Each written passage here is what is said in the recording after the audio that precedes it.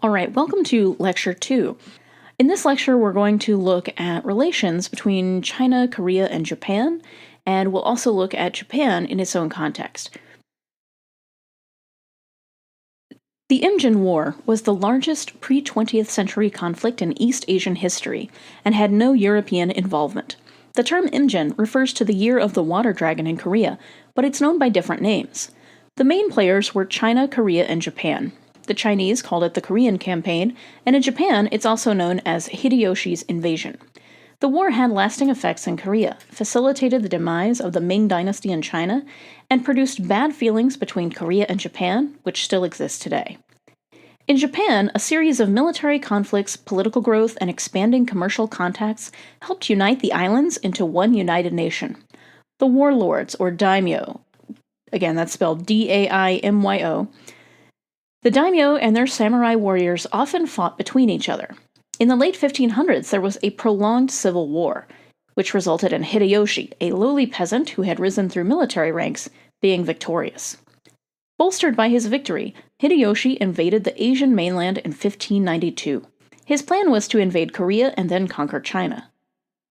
Koreans had been at peace for centuries, but were unable to handle the samurai armies. They really didn't have guns except for some cannon and suffered tremendous defeat on land. At sea, though, the Koreans were more successful. Korean turtle ships, or covered warships, won 23 consecutive naval battles against the Japanese fleet. The Koreans had the naval game, but needed help on the mainland, so they called for help from China. China held Korea within its sphere of influence, and Korea was sort of a tributary state. They were independent, but owed allegiance to China. The Ming Emperor sent 100,000 troops to defend Korea. A brief peace ensued, but then Hideyoshi invaded again in 1597. This time, they exacted an almost total war on Korea.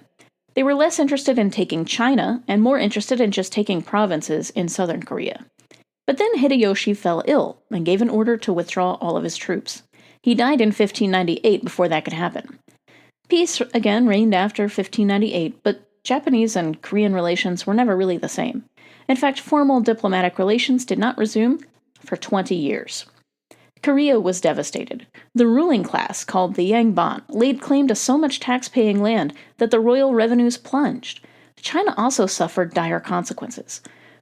Fighting in Korea depleted the Ming treasury, and they were also fighting an invasion from the north from the Manchu people. The Manchus invaded China in the 1630s and eventually invaded Beijing in 1644, taking it by force. Despite wartime losses, Japan flourished after Hideyoshi's death. The Tokugawa Ieyasu, another daimyo, asserted his dominance over the other daimyo, and in 1603 established the Tokugawa shogunate. The Tokugawa shogunate was more inward-looking and focused on internal economic revitalization. This is called the Edo Period, a time of relative peace. The shogun moved the capital to Edo, or what we now call Tokyo.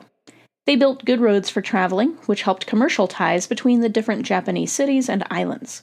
Lords received their incomes locally in rice, and they paid their followers in rice. Recipients converted rice into cash, a practice that led to the development of rice exchanges at Edo and Osaka, where merchants speculated in rice prices. Edo grew tremendously and had almost 1 million people living there by the late 1600s. Merchants and artisans had a field day. The domestic peace of the Tokugawa era forced the warrior class to adapt to the growing needs of the state.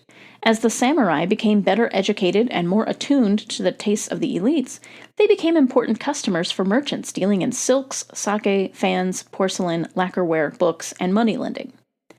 The 1600s and 1700s were centuries of high achievement in artisanship.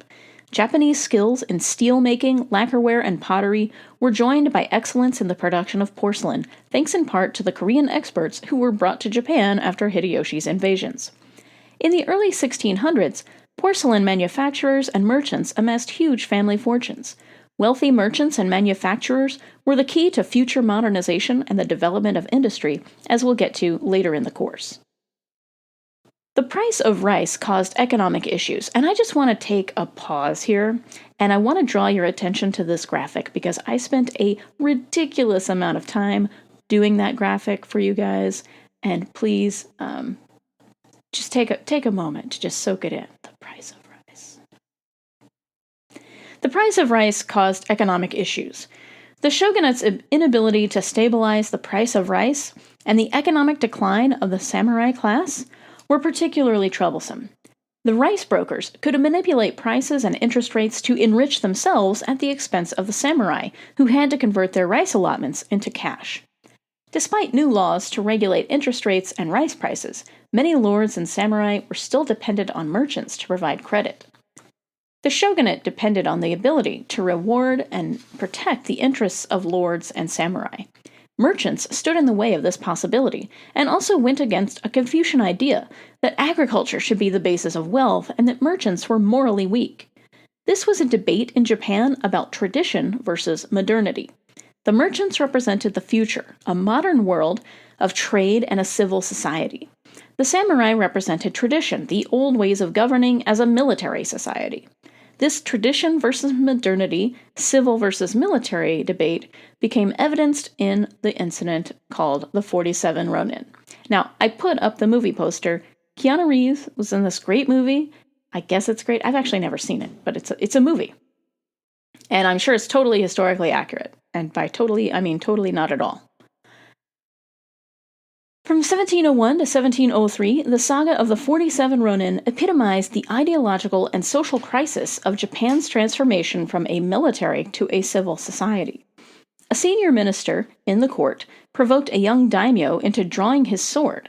The daimyo didn't kill him, but cut him up quite a bit. For this offense, and this was a serious offense, drawing blood at court, and also they weren't supposed to have weapons in the first place. For this offense, the daimyo was sentenced to commit seppuku, the ritual suicide of the samurai. His 200 followers were thus ronin, or masterless samurai, 47 of them obliged by the samurai code to avenge their master.